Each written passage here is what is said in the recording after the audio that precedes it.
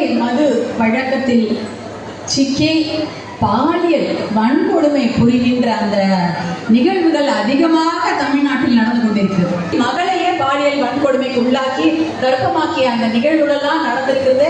அதெல்லாம் கேட்கும் போது கொடுமையா இருக்கு. இதெல்லாம் எப்படி நம்ம அனுமதிக்கலாம்? இதுக்கெல்லாம் காரணம் என்ன? மதுவும் போதையும் தான்.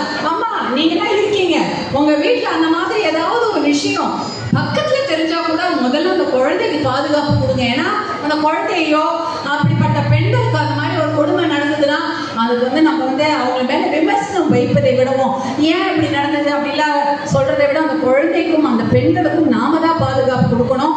இது பெண்களுக்கு மட்டும் இல்ல, ஆண் குழந்தைகளுக்கும் நடக்கும். இந்த மாதிரி கொடுமைகள் பெண் குழந்தைகளுக்கு நடக்குதுன்னு தான் நினைச்சிட்டு இருக்கிறோம். இல்ல, ஆண் குழந்தைகளுக்கும் இந்த மாதிரி கொடுமைகள், பாலியல் வன்கொடுமைகள் நடக்குது. குழந்தைங்கனால அவங்க கிள்ளிக்கிறே நினைக்கிறாங்கன்னு எதிர்ப்பு தெரிவிக்க முடியாதுல்ல, பயப்படும்ல.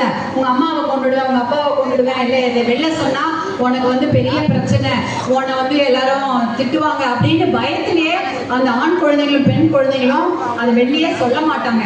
அப்படிப்பட்ட ஏதாவது சந்தேகம் இருந்தால் உடனே நீங்க உங்க குழந்தைங்களுக்கு பாதுகாப்பு கொடுங்க.